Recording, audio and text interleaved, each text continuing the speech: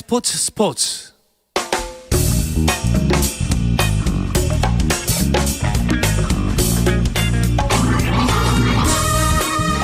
월요일 이 시간에는 저와 함께 야구 한 잔 어떠신가요?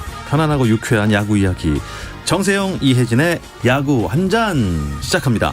문화일보 정세영 기자, 스포츠월드의 이혜진 기자 두 분 나오셨습니다. 안녕하세요. 안녕하세요. 예. 날씨가 갑자기 이렇게 변덕스러울 수 있습니까? 네, 그렇습니다. 어젯밤 오늘 아침 날씨는 갑자기 겨울이었습니다.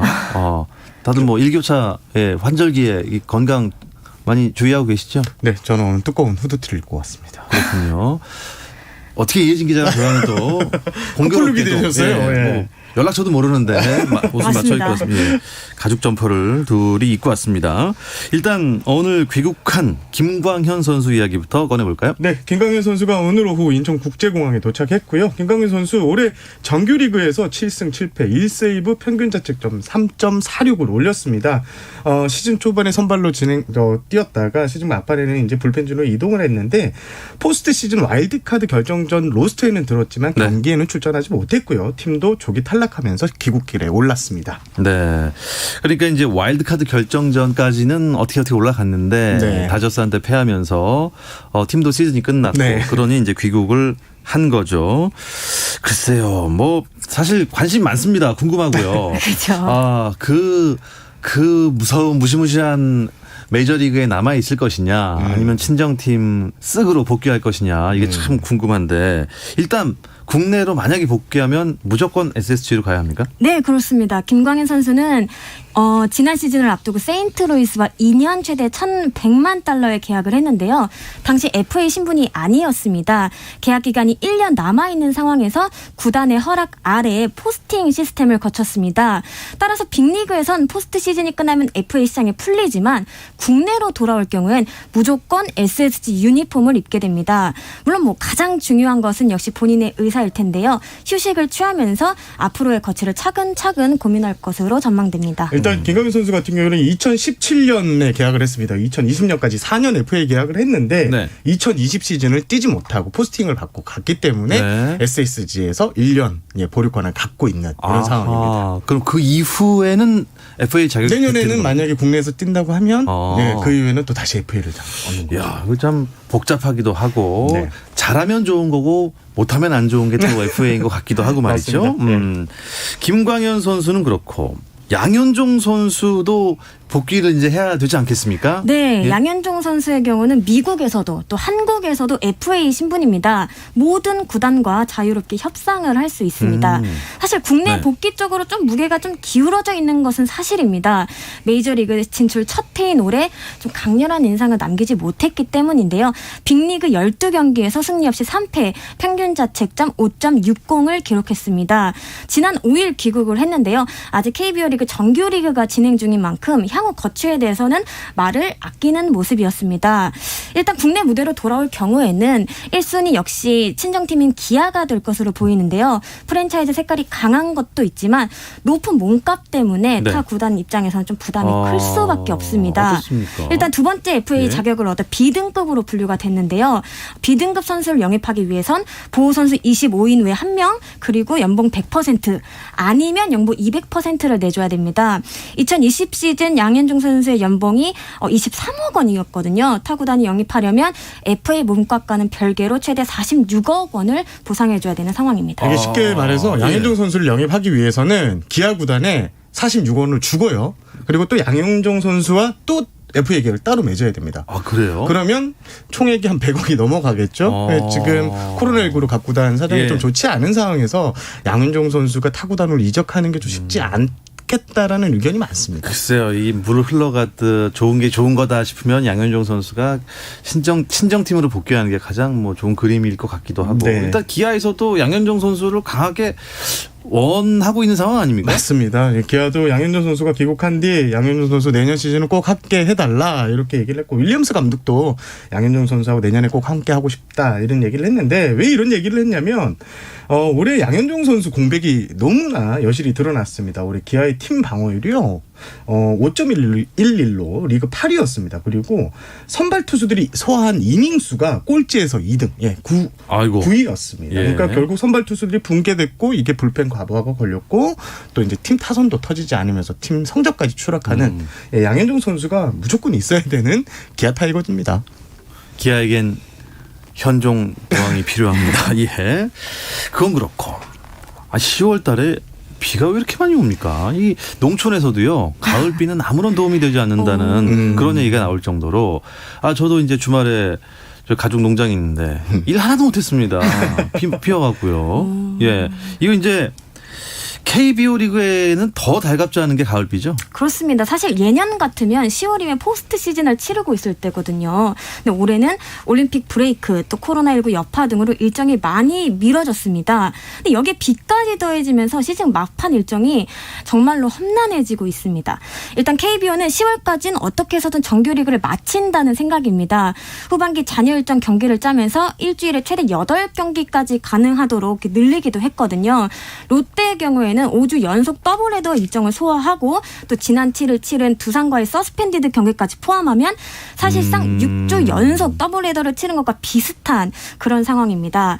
기본적으로 예비일이 많지가 않습니다. 앞으로도 비 소식이 계속 이어진다면 정말로 11월에 정규 시즌을 치러야 되는 그런 상황이 올 수도 있을 것 같습니다. 저번 방송에도 말씀드렸지만 이 포스트 시즌 경기 중에 이제 순위권과 관계없는 팀이 포스트 시즌 경기 할 때 같이 깍두기 경기, 번외 경기로 이렇게 할 수가 있습니다. 이거 참 그럼 안 되는데 말이죠. 예. 그래서 지금 잘못 걸린 팀이 어디냐면 LG예요.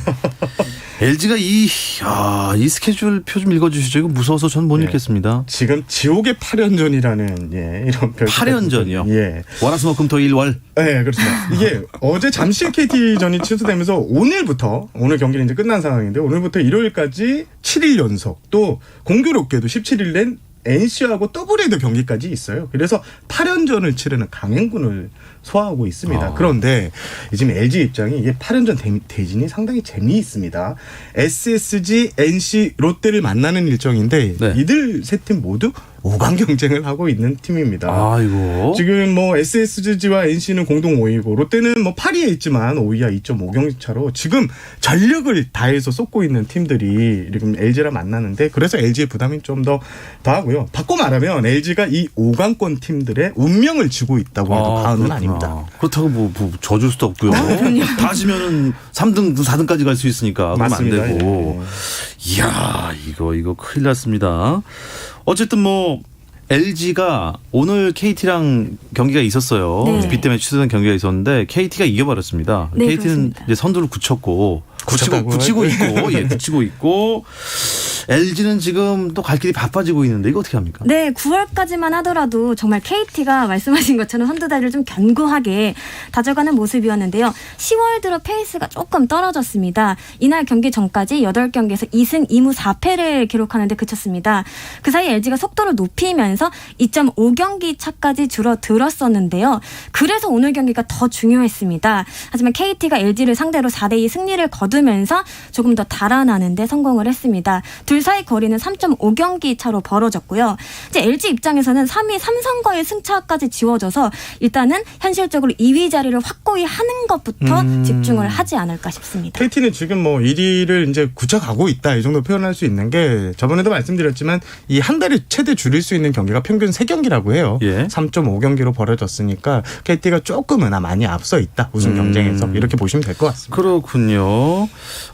일단 선두에게는 아주 중요한 경기를 오늘 잡았고 그 뒷순위들도 정세영 기자가 순위를 한번 정해 주시죠. 순정남. 네. 그 1위부터 이제 제가 4위부터 하면 되는데요. 두산부터는 이제 아주 경쟁이 치열한데요. 4위는 두산인데 5위 그룹에 1.5경기 차로 앞서 있습니다. 이 뒤를 이어 NC, 키움, SSG가 모두 딱 5할 승률을 맞추면서 공동 5위에 공동 5위가 3팀. 그렇습니다. 그리고 여기에 8위 롯데가 5위에 2.5경기 차이로 가을 야구가 sak정권에는 아직 있습니다. 그리고 9위는 기아고요. 최하위는 한화입니다.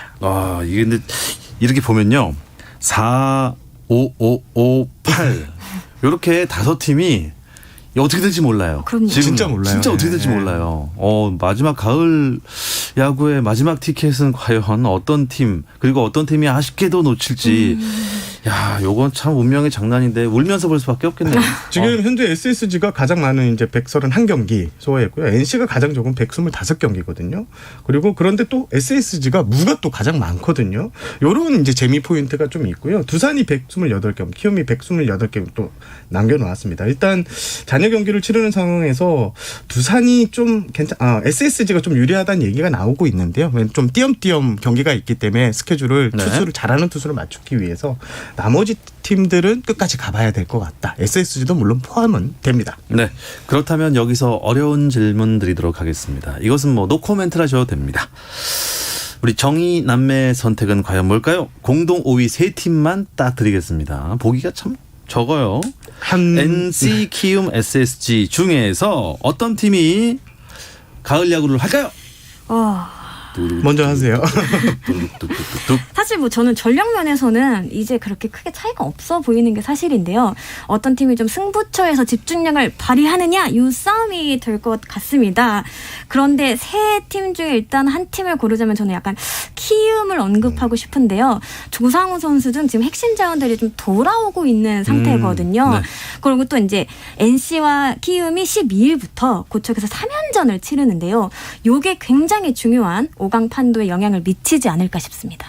저는 계속 SSG로 밀고 SSG 가겠습니다. 쓱 올라갑니까? 말씀드린 대로 이게 경기를 많이 치렀기 때문에 네. 이제 부상에서 돌아오는 폰트 선수 그리고 최근 9위를 찾은 외국인 투수죠. 가빌리오 이 두 투수를 적극적으로 활용할 수 있습니다. 이게 통할지 일단 지켜보는데 지금 느낌으로는 좀 괜찮고요. 또 주말에 롯데하고 3연전을 치러 더블헤더를 포함한. 근데 롯데와 승부에서 8승 1무 4패로 압도적인 우위를 점하고 있습니다.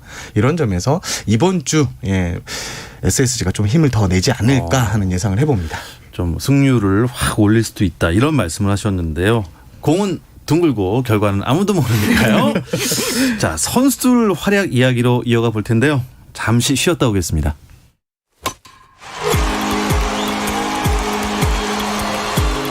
감동의 순간을 즐기는 시간.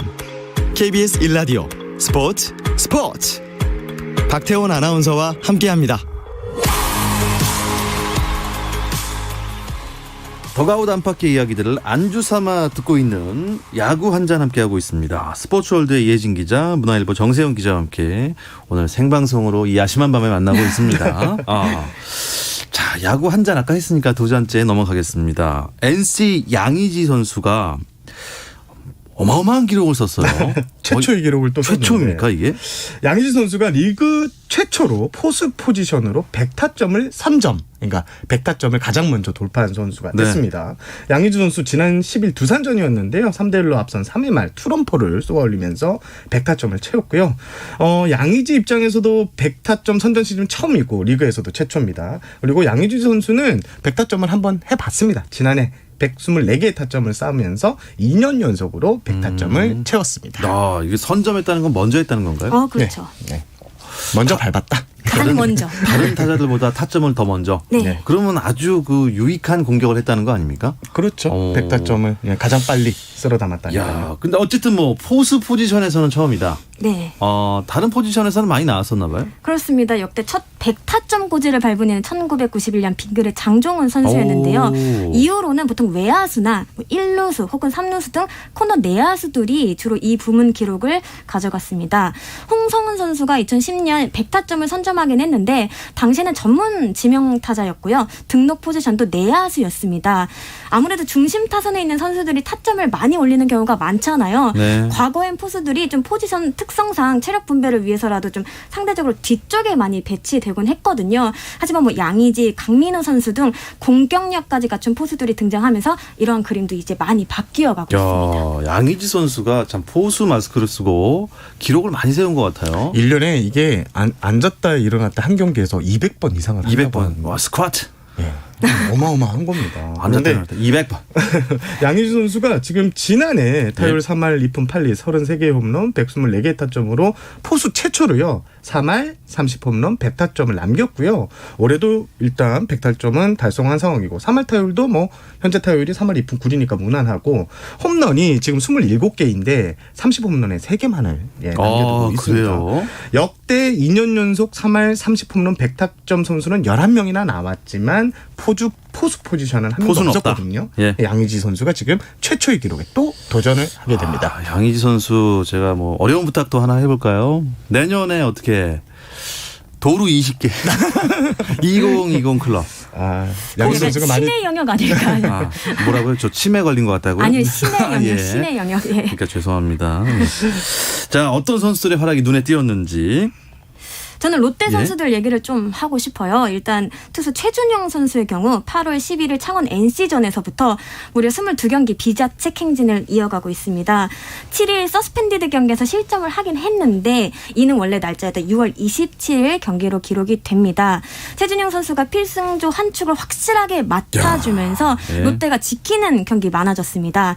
또 타자 중에서는 캡틴 전준우 선수의 방망이가 심상치 않은데요.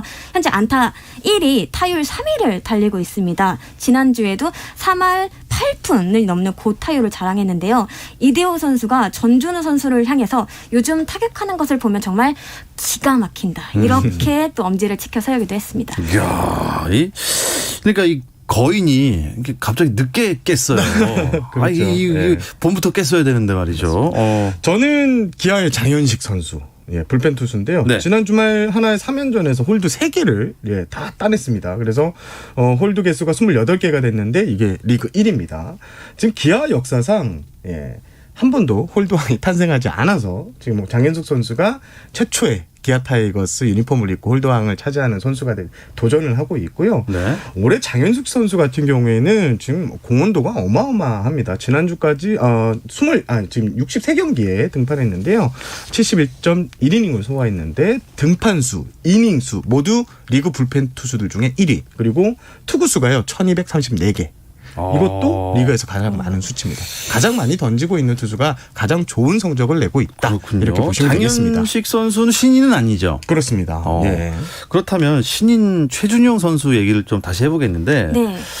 사실 신인왕 하면은 이제 따놓은 신인왕은 이의리가 사실 있지 않습니까? 그렇죠. 근데 요즘 최준용 선수 활약이라면 이 신인왕 판도가 조금 바뀔 수도 있지 않을까? 네, 말씀하신 예? 것처럼 올 시즌 신인왕은 기아 1위 선수 아니냐 이 말이 정말 일찍부터 나왔습니다. 그런데 최준용 선수가 최근에 판도를 조금씩 흔들고 있습니다. 38경기에서 3승 1패 1세이브 18홀드를 기록하면서 크게 급부상하고 있는데요. 중간에 자리를 비웠던 부분을 빼고는 정말 그야말로 펄펄 날고 있다고 봐도 좋습니다. 9월엔 11경기에 나와서 8홀드 평균 자책점 0이라는 성적을 내기도 했습니다. 네. 올해 프로 2년 차인데요. 데뷔 시즌이었던 지난해 관리를 받은 덕분에 올해 신인왕 6권을 갖추게 됐습니다.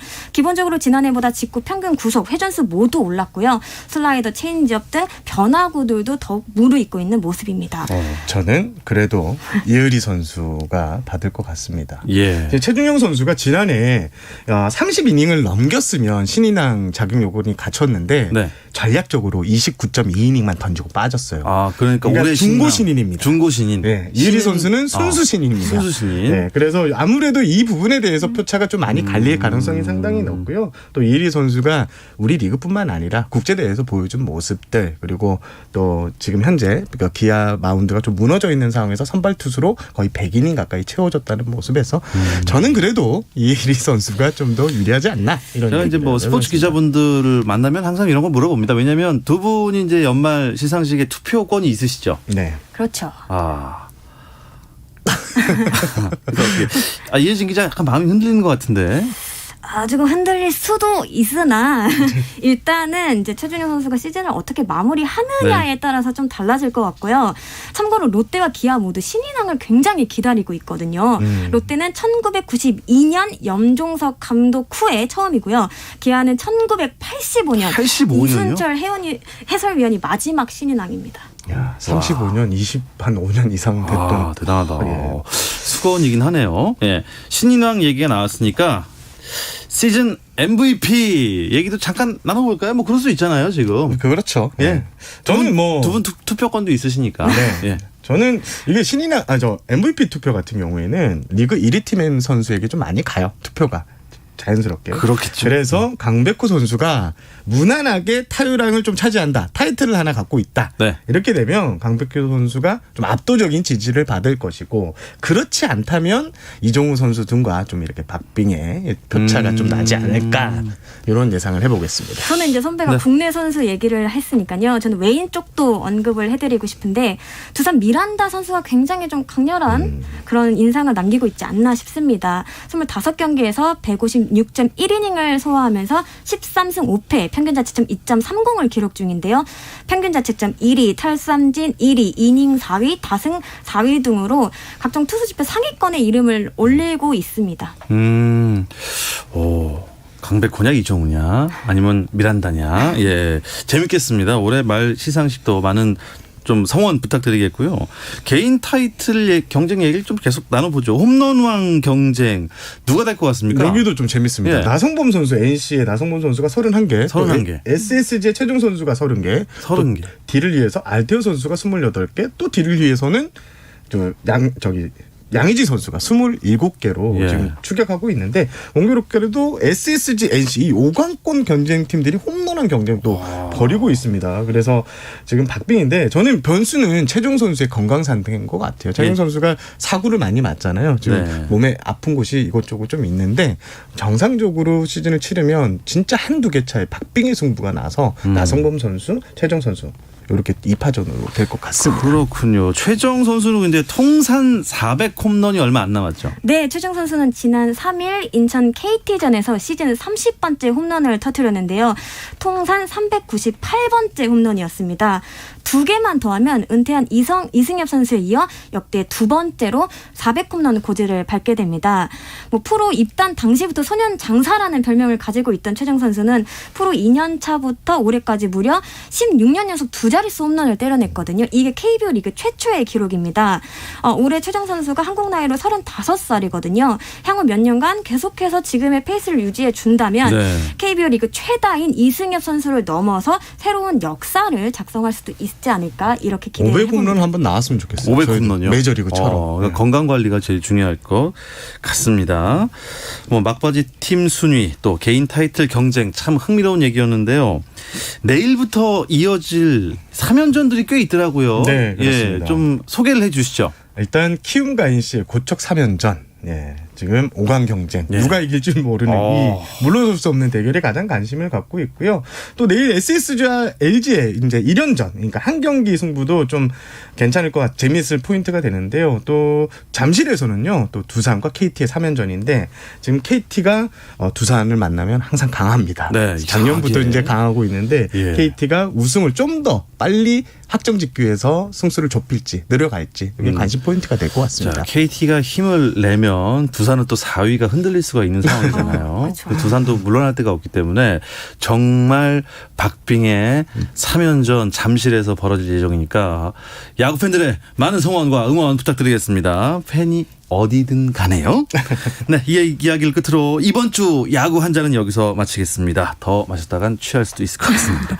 문화일보의 정세영 기자, 스포츠월드의 이혜진 기자와 함께했습니다. 두 분 고맙습니다. 감사합니다.